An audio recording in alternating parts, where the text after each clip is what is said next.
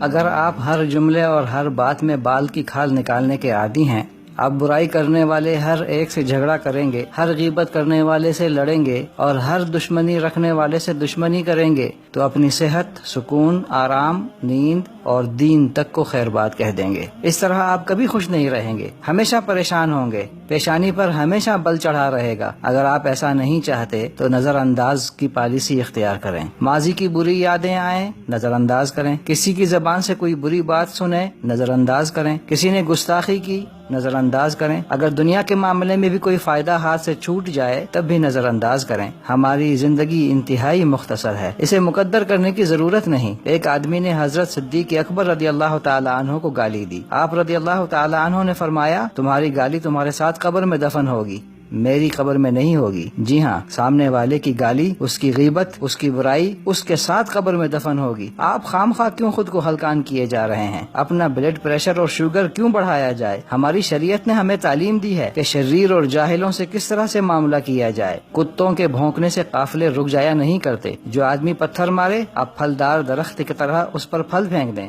حضرت کلثوم بن حصین کا بیان ہے، میں نبی اکرم صلی اللہ علیہ وسلم کے ہمراہ غزوہ تبوک میں تھا۔ ایک رات ہم وادی خضر میں محو سفر تھے، لوگ دیر تک چلتے رہے، مجھے اونگ آنے لگتی اور میری اونٹنی نبی اکرم صلی اللہ علیہ وسلم کی اونٹنی کے قریب ہونے لگتی تو میں اچانک جاگ جاتا، اور اس ڈر سے کہ کہیں میری اونٹنی کے پالان کی لکڑی رسول اکرم صلی اللہ علیہ وسلم کی ٹانگ مبارک پر نہ لگ جائے، اونٹنی کو دور ہٹا دیتا۔ راستے میں پھر مجھے اونگ نے آ لیا، اتنے میں میری اونٹنی رسول اکرم صلی اللہ علیہ وسلم کی اونٹنی سے جا ٹکرائی، پالان کی لکڑی رسول اکرم صلی اللہ علیہ وسلم کے پاؤں مبارک میں لگی۔ تکلیف کی شدت سے آپ صلی اللہ علیہ وسلم سے بے اختیار کراہنے کی آواز نکلی۔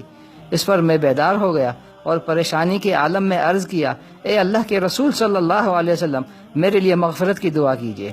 آپ صلی اللہ علیہ وسلم نے کشادہ دلی سے فرمایا، چلتے چلو۔ جی ہاں، چلتے چلو، اور بات ختم کر دی۔ اسے انا کا مسئلہ نہیں بنایا، یہ نہیں فرمایا کہ سارا راستہ پڑا ہے، میرے ساتھ کیوں چمٹ کر چل رہے ہو۔ رسول اکرم صلی اللہ علیہ وسلم کا یہی اسلوب تھا۔ سیدنا عمر بن عبدالعزیز رحمۃ اللہ علیہ رات کو مسجد تشریف لے گئے۔ ایک آدمی مسجد میں سویا ہوا تھا، مسجد میں چراغ نہیں تھا، اندھیرے کی وجہ سے وہ آدمی سے ٹکرا گئے۔ سوئے ہوئے آدمی کو غصہ آیا اور کہنے لگا، تم گدھے ہو؟ حضرت عمر بن عبدالعزیز نے فرمایا، نہیں، میں عمر بن عبدالعزیز ہوں۔ نوکر سپاہی ساتھ تھے، ناراض ہو کر کہنے لگے، یہ شخص گستاخی کا مرتکب ہوا ہے۔ آپ نے ارشاد فرمایا، نہیں نہیں، بلکہ اس نے مجھ سے سوال کیا ہے کہ کیا تم گدھے ہو؟ میں نے جواب میں کہا نہیں۔ اس میں غصے آنے والی کیا بات ہے؟ یاد رکھیے، سعادت اور سیادت انہی لوگوں کو ملتی ہے جو غصہ کرتے، حلیم متبع ہوتے ہیں، لوگوں سے درگزر کرنے والے اور معاف کرنے والے ہوتے ہیں۔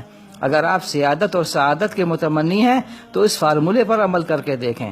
اگر ہم نے دشمنیوں کے دفتر کھول لیے تو ہم خود کو موت کی سزا دے رہے ہیں۔ اس کے بجائے خود کو کسی تعمیری کام میں مصروف رکھیں۔ اگر کسی بیوقوف نے گالی دی تو آپ جواب میں سلام کہیں۔ اگر کسی جاہل نے بدتمیزی کی تو آپ سلام کہیں۔ کسی نے غیبت کی، آپ سلام کہیں۔ گالی کا جواب گالی سے دینا، بدتمیزی کا جواب بدتمیزی سے دینا، اور ہر ایرے غیرے سے لڑنا جھگڑنا گلی کے کتوں کا تو کام ہو سکتا ہے، شریفوں کا کام نہیں۔